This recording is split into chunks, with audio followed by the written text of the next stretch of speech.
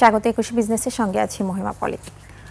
সপ্তাহের শেষ কার্যদিবস আজকে এবং আমরা যেমনটা দেখেছি যে আজকে কিন্তু সূচকের পতনের মধ্য দিয়ে লেনদেন চলছে এবং সারাদিন জুড়ে যে সূচকের একটা অবস্থান ছিল আপস অ্যান্ড ডাউনের মধ্যেই কিন্তু লেনদেন হয়েছে ঢাকা স্টক এক্সচেঞ্জে এবং অনেকেরই ধারণা যে এটা আসলে এটা কারেকশন বলেই উল্লেখ করছেন। আরেকটা বিষয় হচ্ছে যে টানা বেশ কিছুদিন কিন্তু বাজারের অবস্থান ভালো ছিল, তো সেই জায়গা থেকে যে বিনিয়োগকারীরা তাদের প্রফিটটা গেইন করতেই পারে সেই বিষয়টাও হতে পারে। তো দর্শক, আমরা যদি ঢাকা স্টক এক্সচেঞ্জের দিন শেষের লেনদেনের যে চিত্র রয়েছে সেটা যদি আপনাদেরও একটু দেখিয়ে দিই, আমরা দেখতে পাচ্ছি ডিএসসির প্রধান সূচকটি 30 পয়েন্টের মতো কমে লেনদেন সমাপ্তি হচ্ছে, 5286 পয়েন্টে অবস্থান করছে এবং লেনদেন হওয়া প্রতিষ্ঠানগুলোর মধ্যে দর হারানোর সংখ্যাটাই যদিও বেশি দেখা যাচ্ছে। আমরা একটু দেখে নিব যে কয়টি প্রতিষ্ঠানের শেয়ারের দর হারিয়েছে। 210টি প্রতিষ্ঠানের শেয়ারের দর হারিয়েছে আপনারা দেখছেন এবং 126টি প্রতিষ্ঠানের শেয়ারের দর বেড়ে লেনদেনের সমাপ্তি হয়েছে, যেখানে অপরিবর্তিত ছিল 53টি প্রতিষ্ঠানের শেয়ারের দর।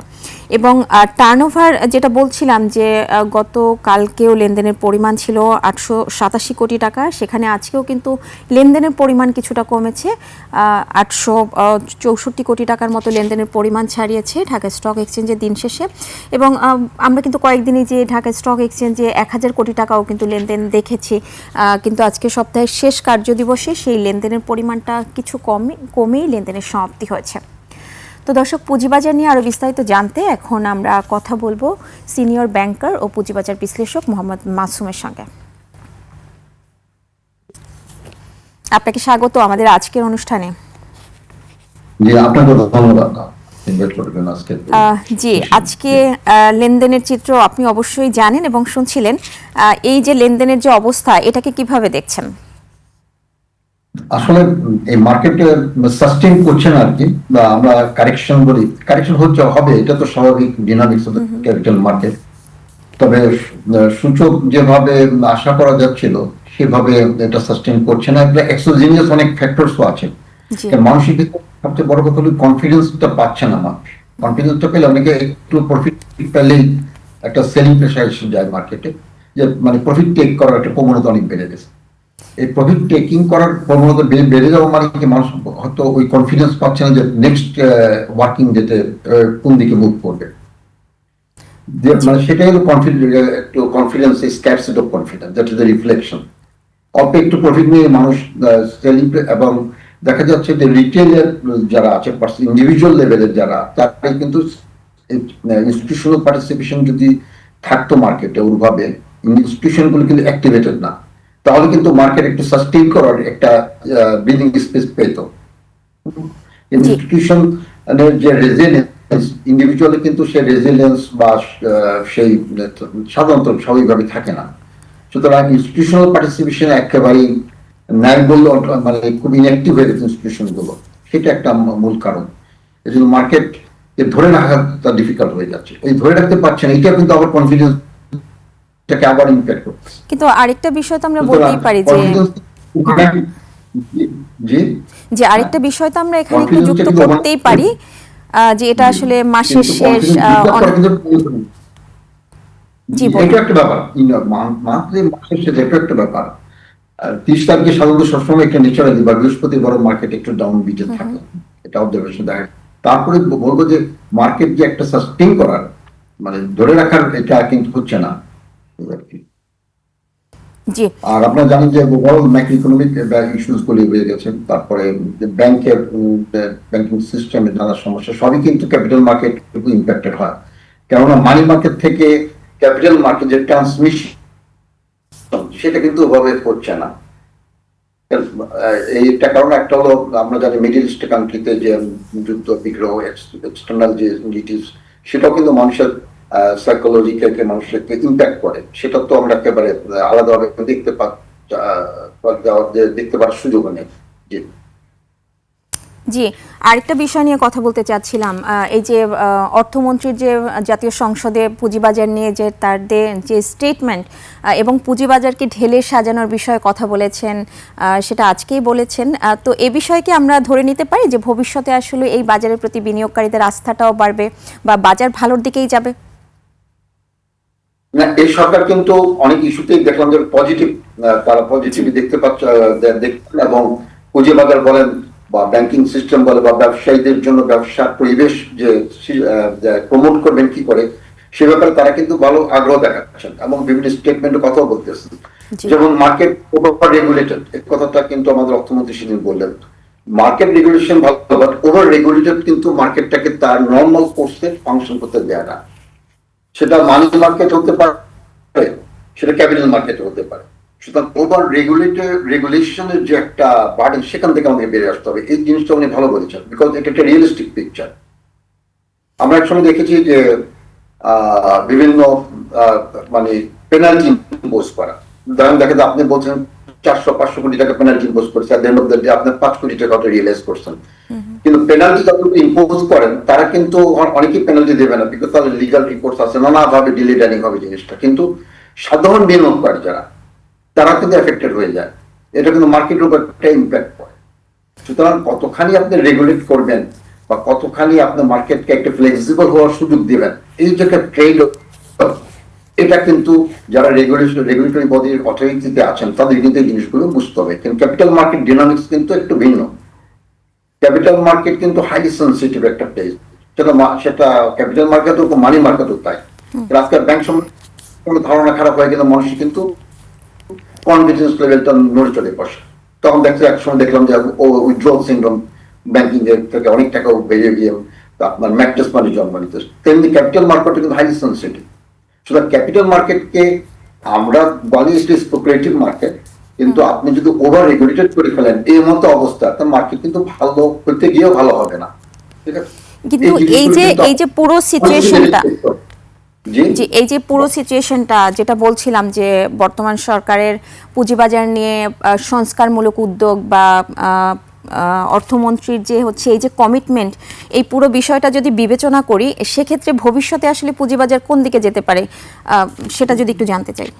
না, এই যে কমিটমেন্ট ওনারা বলছেন, যারা পলিটিক্যাল কমিটমেন্টের এক্সপ্রেশন কিন্তু আমাদের কথাবার্তার মধ্যে আছেন, ওনারা কিন্তু বলছেন যে ব্যবসায়ীদের জন্য ব্যবসা পরিবেশটাকে কত ইজিয়ার করা যায়, তারপরে আপনার ইজ অফ ডুইং বিজনেসটাকে কিভাবে প্রমোট করা যায়। সেমনি ক্যাপিটাল মার্কেট, ক্যাপিটাল মার্কেট দেখেন অনেকদিন যাবত ক্যাপিটাল মার্কেটে কিন্তু আইপিও আসতেছে না, সাপ্লাই সাইড একেবারে নাই বললেই চলে।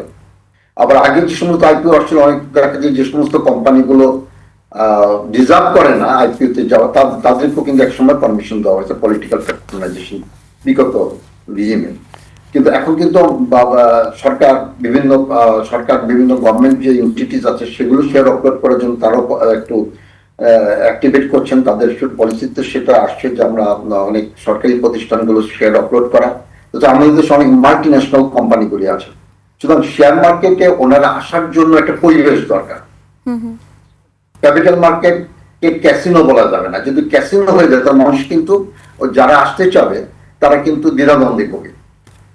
একটা পরিবেশ দরকার, সেই পরিবেশটা যদি ইনশিওর করা যায়, তাহলে আমার তো আশাবাদী যে সরকারি যে কমিটমেন্ট যেভাবে ওনারা এক্সপ্রেস করতেছেন, বিভিন্ন স্টেক হোল্ডারদের সঙ্গে ওনারা কিন্তু মিটিং করতেছেন, এবং গ্রাউন্ড রিয়ালিটি মানে বাস্তবতার সঙ্গে সমন্বয় সাধন করা, রিয়ালিটির সঙ্গে অ্যালাইনমেন্ট করে পলিসি রেসপন্স, এটা কিন্তু ম্যাটার্স মোস্ট।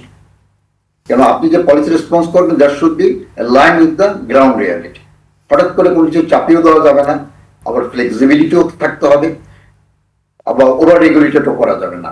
এই জিনিসগুলো যদি আমরা সুন্দরভাবে অ্যাড্রেস করে ম্যাচিউর ওয়েতে পলিসি রেসপন্স করি এবং ওইভাবে পরিবেশটাকে আমরা যদি গড়ে তুলি, তাহলে আমাদের রিয়েল ইকোনমি বলেন, ওয়াল স্ট্রিট বলেন, আর মেইন স্ট্রিট যদি ভালো একটা অবস্থানে যায়, ম্যাক্রো ফান্ডামেন্টাল যদি ঠিক থাকে, তখন কিন্তু আবার দেখবেন যে ফরেন যে পোর্টফোলিও ইনভেস্টমেন্টটাও বাড়বে।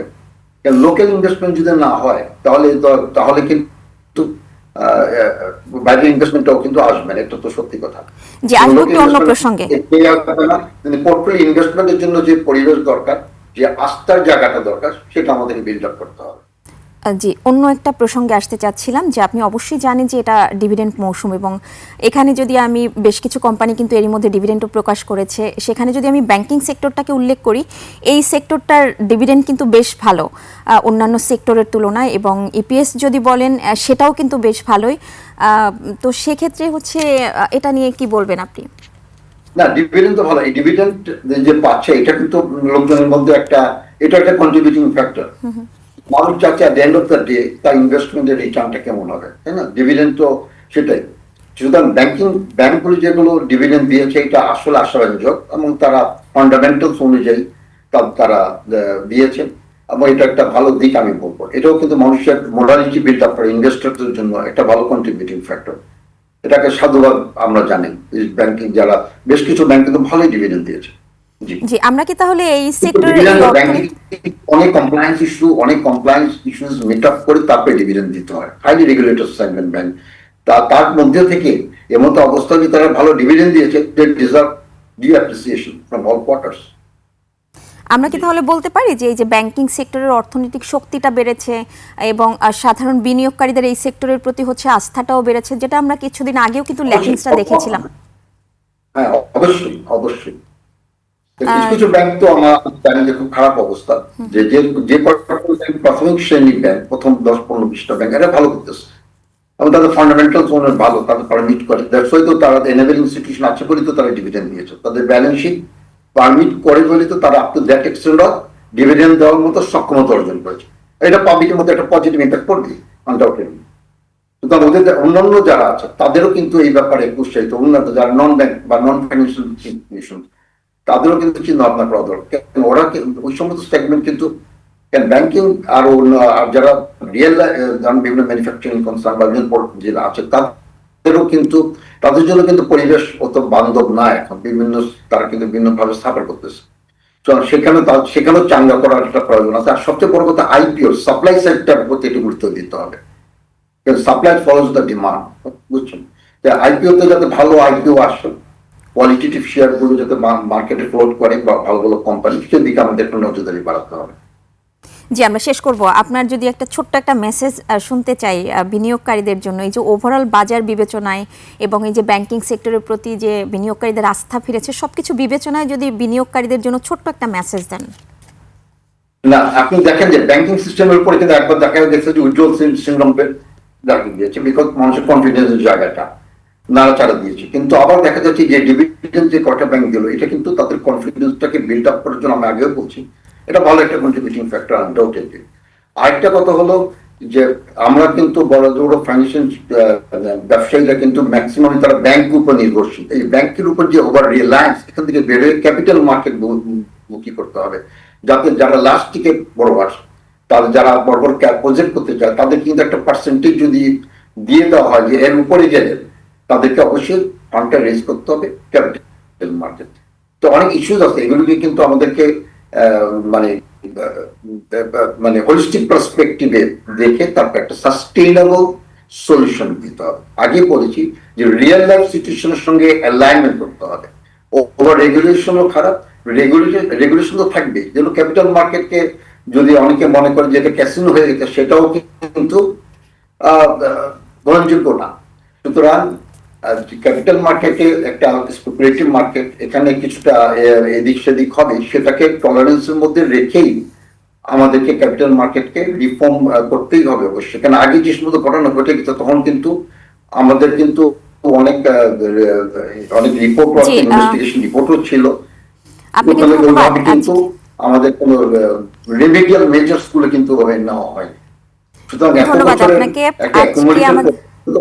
সলিউশন করা যাবে না। যে আমরা একেবারে শেষের দিকে চলে এসেছি, আপনাকে অনেক ধন্যবাদ আজকে আমাদের সঙ্গে যুক্ত হবার জন্য। জি, আপনাকে ধন্যবাদ। জি